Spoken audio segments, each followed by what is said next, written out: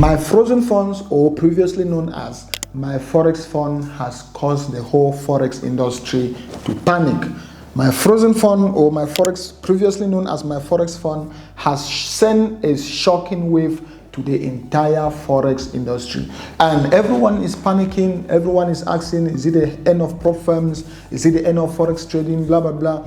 And I've done a couple of videos, almost about 3 or 4 videos about the same matter. On today's video, I'm going to be giving my final thought on my frozen fund situation, or my Forex fund situation, and the way forward. So by the end of this video, all your doubts will be clear. By the end of this video, you'll be able to know the way forward. By the end of this video, you'll be able to know how to better prepare yourself even for scenarios like this, even if they have to happen tomorrow. So please make sure you stay to the end of the video. And if you like videos like this, make sure you leave a thumb up on the video. So let's start with what happened with my Forex fund, and why they were taken to court, or why the activities have been frozen. The most important thing that happened is the CFTC, Commodities Futures Trading Commission, has been investigating my Forex fund for years, for almost about 2 years now. And it was discovered that most of the things which they said in their website, they were doing the opposite. Because they said in their website that when traders make money, they also make money. And when traders lose, they also loses. All right, so that was what they stated on their website very, very clearly. But from investigation, it was seen that my Forex fund only make money when you lose, and anytime you make money, my Forex fund loses. So they were operating more like market makers, and they were running something similar to a Ponzi scheme, and they will do everything to make sure you don't make money. They will increase slippage, they will increase volatility, they will increase spread, everything just to make sure you don't end up with a profit, just to make sure you lost your challenges, just to make sure your $100 that you use in buying a $50,000 or a $10,000 profit account is gone, just to make sure you lost the entire money, because that is how their bank accounts were growing. And even profitable traders like us, they were not sending our trades live to the live. They were not sending our trades to the live market.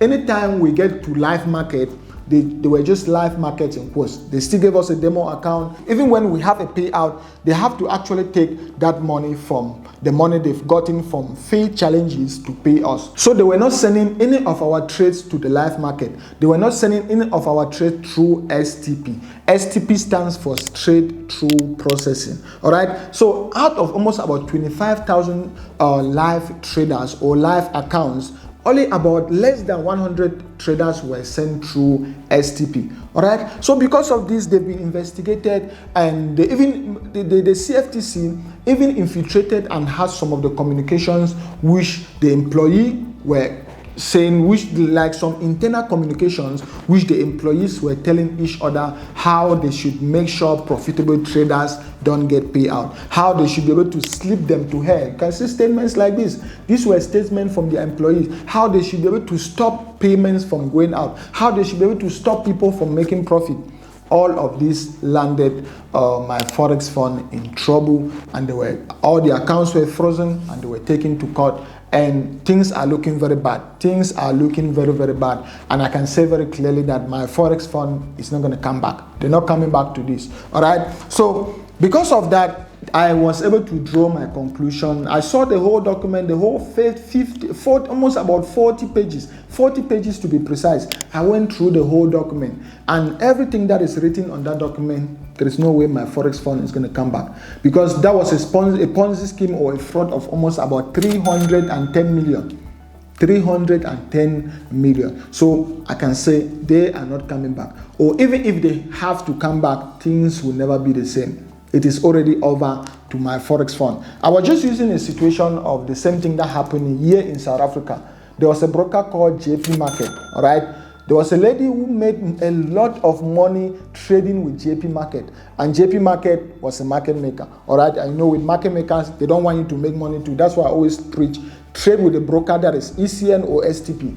So this lady was making a lot of money with JP Market, and the employee that was working with JK Market has to call the boss and told the boss that let them do, and reported to the boss that this lady is making a lot of money. This lady is going to send us out of business. It's going to make us to go bankrupt. What can we do? So the boss was telling that employee that do everything possible to ban this lady. Do everything possible to make sure to let her know that she was trading illegally.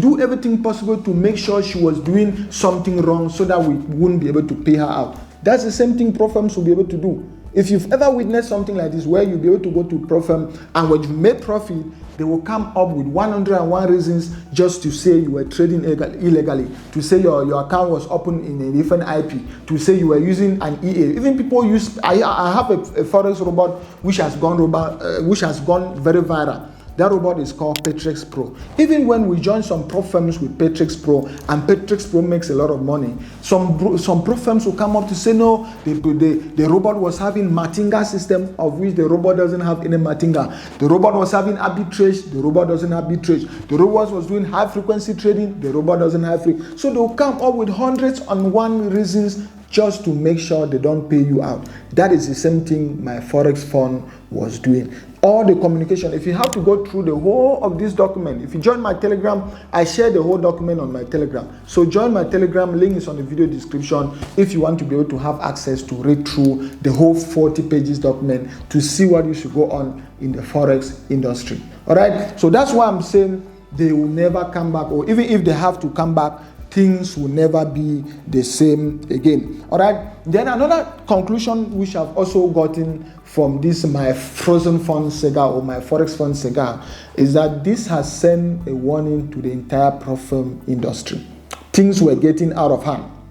Things were getting out of hand in the sense that prop firms were popping up every day. Every day. Even people have no idea about Forex trading just because they know they're going to open a prop firm, and many people will buy prop firm challenges and they'll use that money to fatten up their bank account, and the few people who win, they'll be able to use money from fake challenges to pay those people. Even people have no idea about Forex trading were opening prop firms account. 20 years CEOs, you see 20 years kid. If I go on Twitter, that's why most of the time I don't even communicate on Twitter anything that has to do with Forex, because everyone talking, 90% of people talking about Forex on Twitter, they are all kids. 90% of people arguing about Forex in Twitter, they are all kids, including the CEO of most of these pro firms, CEO of My Funded FX. My Funded FX is an American company. The CEO is a 20-year-old person. He speaks in what time do you have as a CEO to be on Twitter 24/7? That's just too much.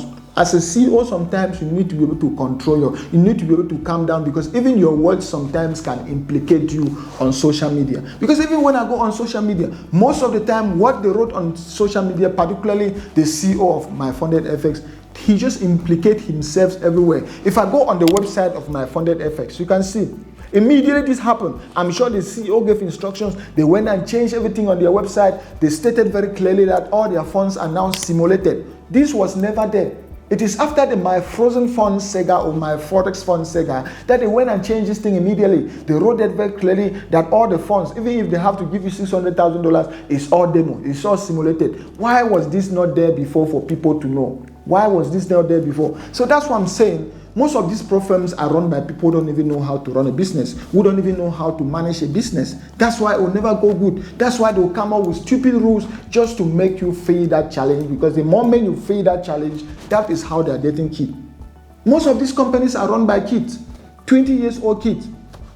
So I'm just saying, what has happened to my Forex fund has sent a shocking wave to the entire prop firm industry, has sent a shocking wave to the entire prop firm industry. This is when we need some cleansing. Some cleansing needs to be done. All these kids forming prop firms and thinking they're just going to come into the prop firm space for people to buy, it's like a Ponzi scheme. The same thing, it is like a Ponzi scheme, because the more you buy those challenges, that is how those prop firms are making money. That is how they're getting rich, because they already know just about 1% of people buy prop firm challenges ever end up making any money or ever end up requesting a payout. And even out of that 1% that end up requesting a payout, they don't pay. They pay just about 1% of that 1%.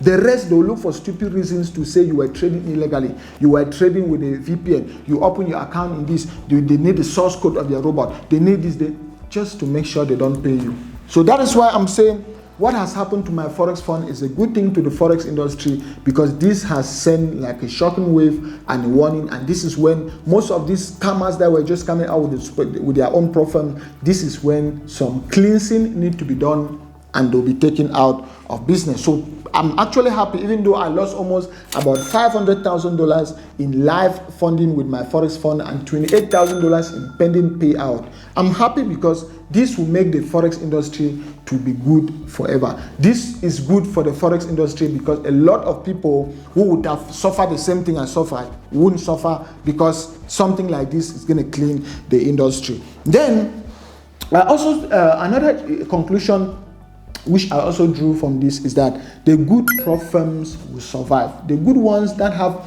good business ethics, the good ones, because the way a prop firm works, there are two models. There's a particular model that is strictly 100% on demo, and there is another model where anytime you become profitable, they put you on STP, on straight through processing, or they A-book you.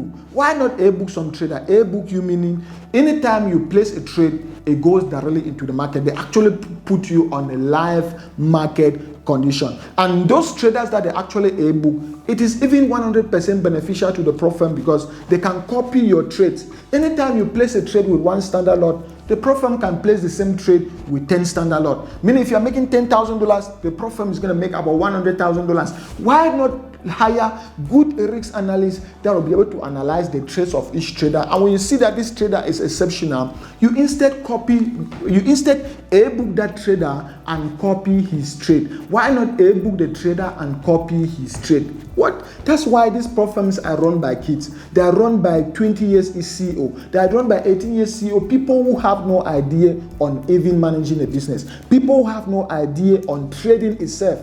Because this is something very simple. Hire people who know who have detailed experience on risks, on Forex risk management. When these people are trading their challenges, when people buy challenges and they are trading, they can be able to see that, okay, this person, the way this person has passed this challenge, it shows that this person, if he actually goes on a live account, this person can make money. This person can be a good trader. Or this person, he passed this challenge within 30 minutes. Meaning if we give him a live account, he will blow the same live. So they can actually analyze to see traders. If somebody who knows how to trade, if he analyzes the risks of 1,000 traders, he will be able to know the few traders among those 1,000 traders who can actually make money. Why not hire good risk analysts who will be able to analyze all the traders who are trading on your back end? And when you see traders that are eligible or traders that can actually trade, traders like us who are actually profitable, you A-book them and then copy their trades.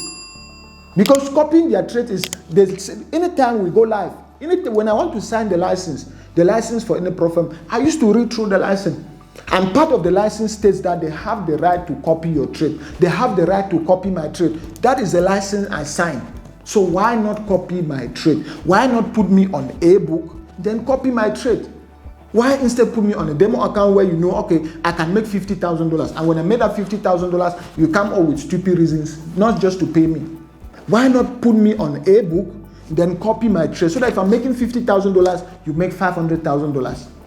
Why not think? Why? I don't know how. Guys, do you guys think I should even come up with my own prop firm? This is because I know how these things. Remember, I said I traded with the prop firm in 2015, even before most of these kids that are forming prop firms they even knew what was Forex trading. I traded with a prop firm in 2015, Apari Fund. And the way this prop firm operate, by that time, the rules were simple. They wanted you to win, because when you win, they win. When they talk of giving you $200,000 in live funding, it was $200,000. You could see the money. When they say you are trading a $200,000 live account, you were trading on $200,000 live. No simulation, no demo. I don't even have a problem if it has to be simulation or demo whatsoever, but don't give people false advertisement. All right, don't give people false hope. And when you see traders that are actually making money, don't look for a way to slip them to hell. You can see, let's slip them to hell. Don't look for a way to stop their payout. So this is why what happened to my Forex fund was good for the industry. All right. Then another thing which I also say, which come from my forex fund or my frozen fund cigar, was an always diversify. I've done many videos on my channel talking about the importance of diversification, talking about the importance of trading with different prop firms, talking about the importance of using payouts from prop firms to build your private account. I've done many videos about that diversification. Because yes, my forex fund is gone. I've lost my account, but I had other accounts with the funded next, with the funded trade. I had other accounts with different prop firms that I was trading with. And beside all, I was using all these payouts. You can see all these payouts. I was using all these payouts to build my private account.